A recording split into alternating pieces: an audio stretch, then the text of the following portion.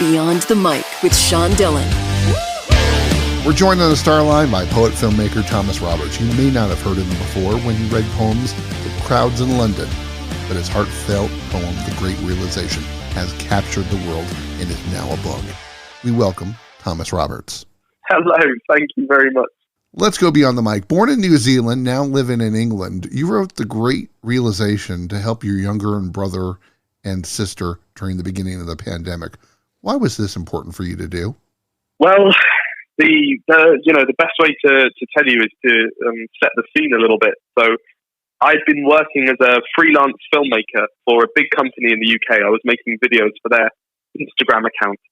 And then when lockdown hit, my job just ceased to exist, and I had to move back home into my dad's house, and my mum, my dad, and my big sister, they all work in the hospitals.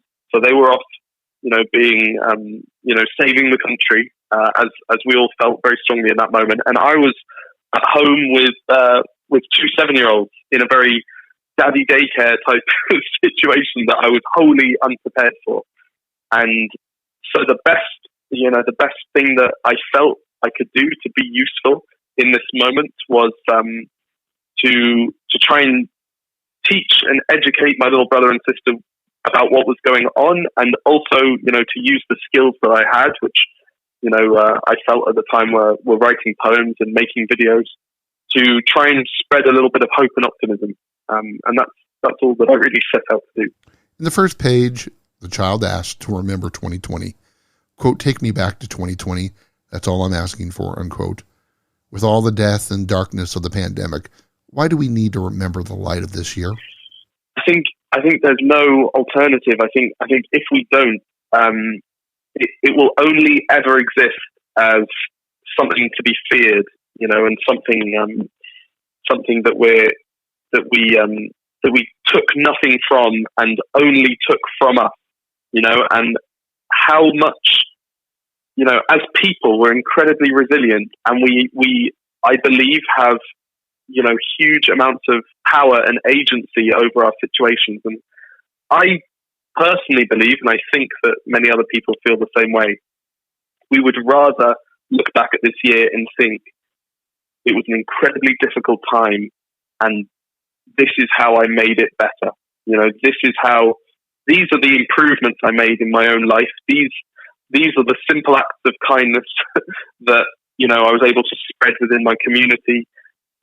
This is how I was able to change things that I'm incredibly grateful for. And in doing that, I believe you defeat the darkness that will always be attached to this year. Well, on your website, probablytomfoolery.com, you have a line there that says, "Simple poems for complicated times." Can you take dark and nuanced times and really simplify them that easy? I mean, I guess that's what I'm trying to do. I mean, the world is incredibly nuanced, and so are people.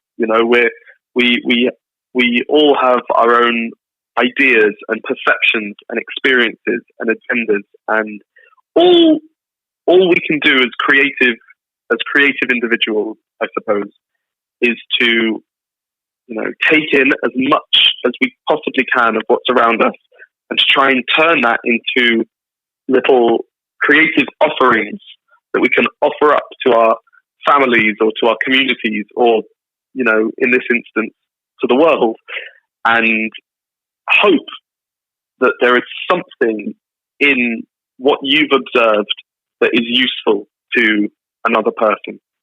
And, I think through attempting to do that again and again and again and again and again, maybe you'll brighten someone's day, or you'll make someone look at something in a different way, or you'll make someone make an active change in their life. And that's the role of artists in our society. That's why I believe we need them. Well, time's running out, so it's time for the Rocking 8. 8 random questions. Answer with the first thing that comes to your mind. There is no pressure. Okay. Guinness or harp? Guinness. Best movie in your opinion is? Oh, it's a film called Wignall and I, and it's a gritty British cult film about two out of work actors who who are struggling in Camden in the 1960s. I love that film. I think it's the funniest film I've ever seen. Class you hated the most at the University of Manchester? I found creative writing poetry. I found that class less creative than I wanted it to be. When reading poems to your brother and sister, who falls asleep last? Me. I think my little brother's more energetic than my little sister, so she's out like a light, and he's it takes 2 or 3 stories to get him down. What's your favorite word? Wow. Favorite thing to do in London? Favorite thing to do in London is, in London specifically, I'm not sure, but I really enjoy playing football. So London's, I wish it had more, but there's quite a few good parks in London. So I'm often found in a park kicking a ball about with my mates. One thing that people don't know about you. Many things people don't know about me, and I like it that way. I think having a private life is a really valuable thing, and these days I think people are very quick to give up so many things that from my perspective it's better to keep that for yourself. Is your film Blaggers' Rights ready to be shown to the public? You have done amazing prep for this, but thank you. The film I think needs a lot of editing, because since I wrote the film, I feel like I've lived it almost, and my perspectives now, with the last 6 months that have unfolded, mean I think I could write a much richer story than I'd written before. So I'm doing a lot of rewriting, and then hopefully in the new year I'm gonna take it to producers. Are you still babysitting your brother and sister? Largely, I'm still living in that house. The schools and the schools in the United Kingdom have reopened, so I get more time to do things like this now, which is wonderful, because I guarantee you we would have been interrupted by now if they weren't in school. His new book, The Great Realization, is available now. Tomos Roberts, thank you so much for taking the time to talk with me today. No, thank you. I loved it. Thank you. And that, my friends, is Beyond the Mic.